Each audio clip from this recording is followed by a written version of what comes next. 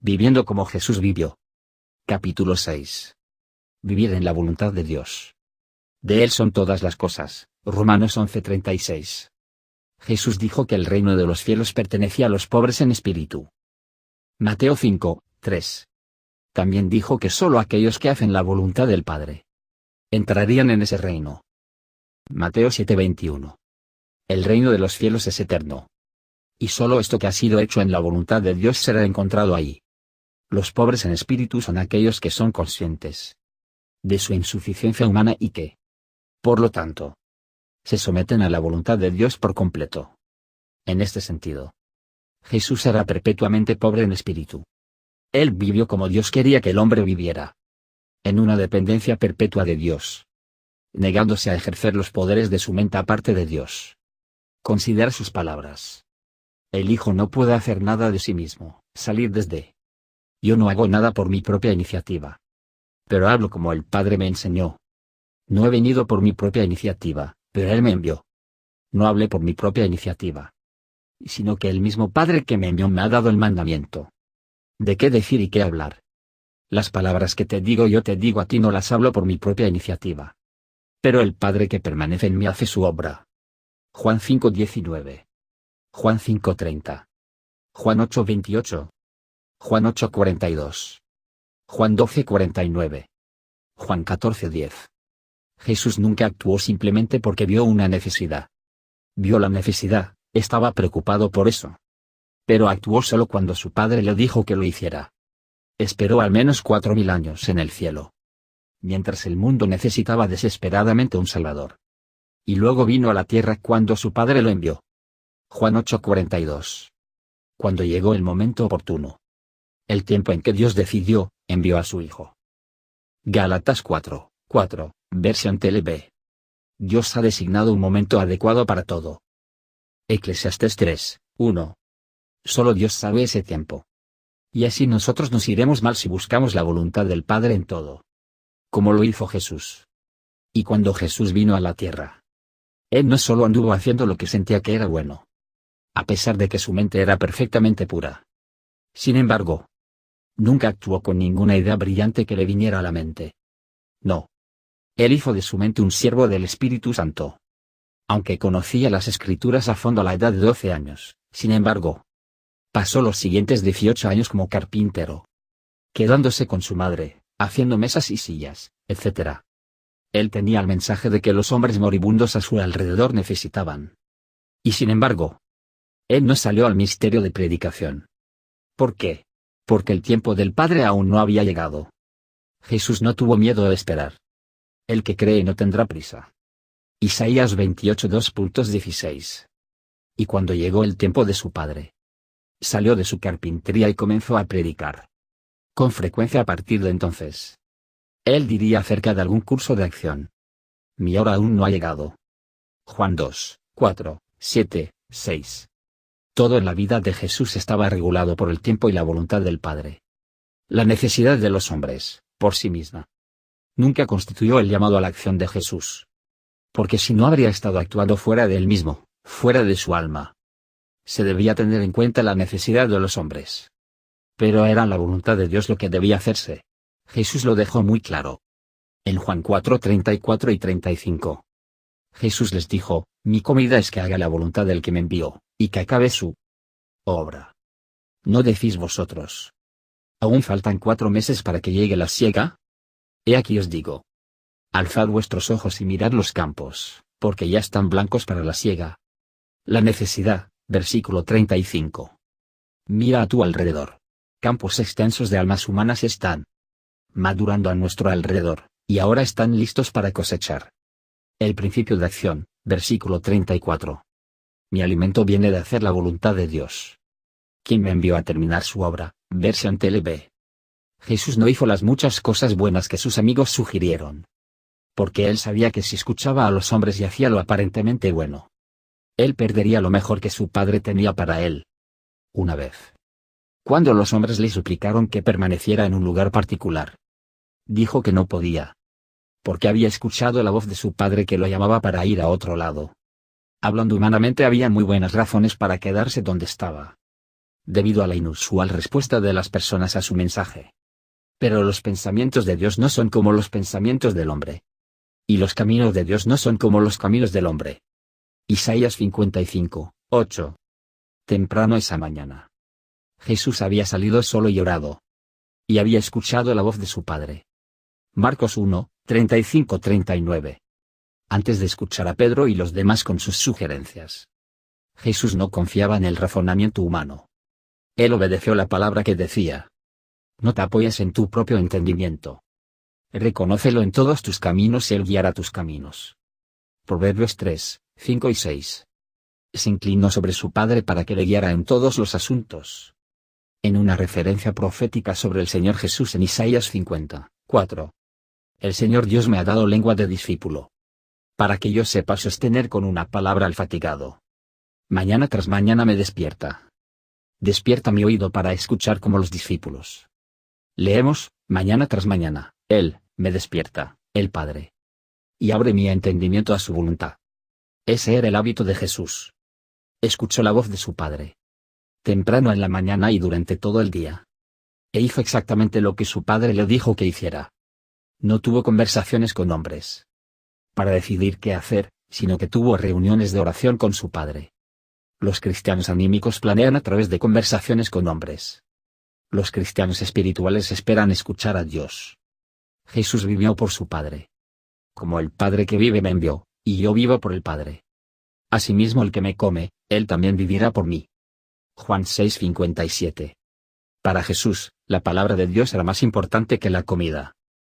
Mateo 4, 4. Tenía que recibirlo muchas veces al día, directamente del Padre. Habiéndolo recibido, él lo obedeció. La obediencia también era más importante que su comida diaria. Juan 4:34. Jesús vivió en dependencia del Padre. Su actitud durante todo el día fue: habla, Padre, estoy escuchando. Considera que persiguió a los cambistas fuera del templo. Hubo muchas ocasiones en que Jesús estaba en el templo con los cambistas allí, cuando él no los perseguía. Lo hizo, solo cuando fue guiado a hacerlo por su Padre. El cristiano anímico preferiría perseguir a los cambistas perpetuamente o nunca. El que es guiado por Dios, sin embargo, sabe cuándo, dónde y cómo actuar. Hubo muchas cosas buenas que Jesús pudo haber hecho, que él nunca hizo, porque estaban fuera del alcance de la voluntad de su Padre para él. Siempre estuvo ocupado haciendo las mejores cosas. Y eso fue suficiente. No había venido a la tierra para hacer cosas buenas, sino para hacer la voluntad de su Padre. ¿No sabías que tenía que estar en las cosas de mi Padre?, le preguntó a José y María, a la edad de 12 años. Lucas 2:49. Esas eran las únicas cosas que le interesaban lograr. Cuando llegó al final de 33 años y medio en la tierra, pudo decir con verdadera satisfacción: Padre, he hecho todo lo que me ordenaste que hiciera. Juan 17:4. No había viajado alrededor del mundo, no había escrito ningún libro. Sus seguidores eran pocos. Todavía había muchas necesidades insatisfechas en muchas partes del mundo, etcétera, etcétera. Pero él había terminado el trabajo que el Padre había designado para él. Eso, y solo eso, importa en última instancia. Jesús fue un siervo del Señor Jehová. Y lo más importante de un sirviente es que hace exactamente lo que su amo le dice. ¿No sabes que algún día los cristianos juzgaremos y gobernaremos el mundo? Primera de Corintios 4, 2 verso en TLB en inglés. Pasó su vida escuchando a su Padre. Y así cumplió con la voluntad de su Padre, sin agotamiento ni un frustrado ocuparse. Él puso sus propios intereses humanos hasta la muerte. No era anímico. Él era espiritual. Jesús dio alta prioridad a la oración en su vida. A menudo se escapaba al desierto y oraba. Lucas 5:16. Una vez pasó toda una noche en oración, para conocer la voluntad del Padre, concerniente a la elección de los 12 discípulos. Lucas 6:12 y 13. El cristiano anímico considera el tiempo dedicado a esperar en Dios como un tiempo perdido, y ora solo para aliviar su conciencia. La oración no es una necesidad desesperada en su vida, porque confía en sí mismo. Sin embargo, el hombre espiritual depende de Dios perpetuamente para todo y, por pura necesidad, es impulsado a la oración. Jesús dijo que lo único necesario era escuchar su palabra. Lucas 10:42. María de Betania fue un ejemplo de esto. Marta, por otro lado, aunque ocupada en un servicio desinteresado, estaba inquieta y criticaba a María. En aquellas dos hermanas vemos el contraste entre la actividad espiritual y la actividad anímica. Marta no estaba cometiendo ningún pecado sirviendo al Señor y sus discípulos. Sin embargo, estaba inquieta y crítica con María. Esta es una imagen clara del servicio anímico. El cristiano anímico está inquieto e irritable. No ha cesado de sus propias obras y no ha entrado en el descanso de Dios. Hebreos 4:10. Sus intenciones son buenas, pero no se ha dado cuenta de que sus propias obras, por buenas que sean, siguen siendo trapos sucios a los ojos de Dios, incluso después de la conversión. Isaías 64:6. Las buenas ovejas de Amalek, la carne, son tan inaceptables para Dios como las malas. Primera de Samuel 15:3, 9-19. Pero el razonamiento humano no puede entender esto. Parece una tontería deshacerse de la oveja buena, cuando se las puede dar a Dios, pero Dios requiere obediencia, no sacrificio. Obedecer es mejor que sacrificio, Primera de Samuel 15:22. Pero, ¿cómo podemos obedecer si no escuchamos lo que Dios tiene que decir? Escuchar tiene que preceder a la obediencia. Por lo tanto, Jesús dijo que lo único necesario era escuchar su voz. Todo lo demás dependía de eso. Aquellos que sirven como Marta, por sinceros que sean, solo se están sirviendo a sí mismos. No pueden ser llamados siervos del Señor, ya que un servidor espera escuchar lo que su maestro le dice que haga antes de servir. Si estamos vacíos de autosuficiencia, oraremos como lo hizo Salomón. Oh, Señor, Dios mío, dale a tu siervo corazón atento para discernir entre el bien y el mal. Primera Reyes 3, 7-9, verso en margen. Jesús sabía que tenía que escuchar a su Padre.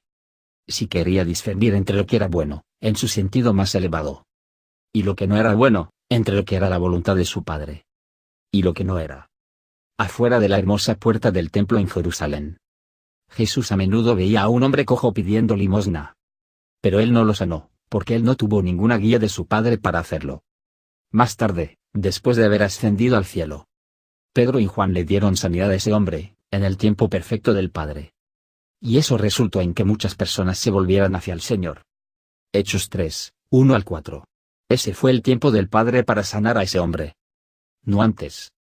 Jesús habría obstaculizado la voluntad del Padre si hubiera sanado a ese hombre antes. Él sabía que el tiempo del Padre era perfecto. Y por eso nunca estuvo impaciente por hacer nada. La vida de Jesús fue una vida de descanso perfecto. Él tenía suficiente tiempo las 24 horas todos los días para hacer toda la voluntad de su Padre. Pero si hubiera decidido hacer lo que parecía bueno para él, entonces las 24 horas del día no hubieran sido suficientes. Y él habría terminado en el cansancio la mayoría de los días. Jesús podía alegrarse en cada interrupción que le llegaba, porque aceptaba el hecho de que un Padre soberano en el cielo estaba planeando su agenda diaria. Y por eso nunca estuvo molesto con las interrupciones. La vida de Jesús también llevará a nuestro ser interior a un descanso perfecto. Esto no significa que no haremos nada, sino que haremos solo lo que está en el plan del Padre para nuestras vidas. Entonces, estaremos más ansiosos por terminar la voluntad del Padre que nuestro propio programa predeterminado. Los cristianos anímicos están tan interesados en hacer lo suyo, que a menudo son irritables e inquietos. Algunos de ellos finalmente tienen un ataque nervioso o físico. Era imposible que Jesús tuviera una crisis nerviosa, porque estaba en un reposo perfecto en su hombre interior. Él nos dice: toma mi yugo sobre ti y aprende de mi ejemplo, y tú también encontrarás descanso en vuestras almas. Mateo 11:29. Esta es la gloria de Jesús, que el Espíritu de Dios nos muestre en la palabra lo que Él desea impartirnos y manifestar a través de nosotros. El Señor es nuestro pastor y Él lleva a sus ovejas a pasturas de descanso. Las ovejas no planifican su propio programa ni deciden a qué pasto ir para luego ir al siguiente. Simplemente siguen a su pastor. Pero uno debe vaciarse de su confianza en sí mismo y autosuficiencia para seguir al pastor de esa manera. Jesús mansamente siguió a su Padre. Pero los cristianos anímicos no quieren ser ovejas y, por lo tanto, son arrastrados por sus intelectos. Nuestro intelecto es un regalo maravilloso y útil de Dios. Pero puede convertirse en el más peligroso de todos los dones. Si es exaltado al lugar de señorío en nuestra vida. El Señor enseñó a sus discípulos a orar. Padre, hágase tu voluntad en la tierra como se hace en el cielo. ¿Cómo se hace la voluntad de Dios en el cielo? Los ángeles no corren tratando de hacer algo por Dios. Habría confusión en el cielo si lo hicieran. ¿Qué hacen? Esperan en la presencia de Dios para escuchar lo que Él manda. Y luego hacen exactamente lo que se les ordena individualmente. Escuche las palabras del ángel Gabriel a Zacarías. Soy Gabriel quien está en la presencia de Dios. Y he sido enviado para hablarte. Lucas 1:19. Esta es la posición que también tomó el Señor Jesús. Esperar en la presencia de su Padre. Escuchar su voz. Y hacer su voluntad. Los cristianos anímicos pueden trabajar duro y sacrificar mucho. Pero la luz más clara de la eternidad revelará que trabajaron toda la noche y no atraparon nada. Pero aquellos que tomaron su cruz diariamente, negaron su vida del alma y la pusieron a morir, y obedecieron al Señor, tendrán redes llenas de peces en ese día. Juan 21, 1-6. Cualquiera que se deja distraer a sí mismo de la hora que yo planeé para él, dijo Jesús, no es apto para el reino de Dios. Lucas 9:2.62, Verium TLB. Guarda atención al ministerio que has recibido en el Señor, para que lo cumplas. Colosenses 4:17. Toda planta que nuestro Padre Celestial no plantó será arraigada. Mateo 15:13. La pregunta no es si la planta es buena, sino quién la plantó. Dios es el único originador legítimo de cualquier cosa. La Biblia comienza con las palabras: en el principio, Dios. Así debe ser con todas nuestras acciones.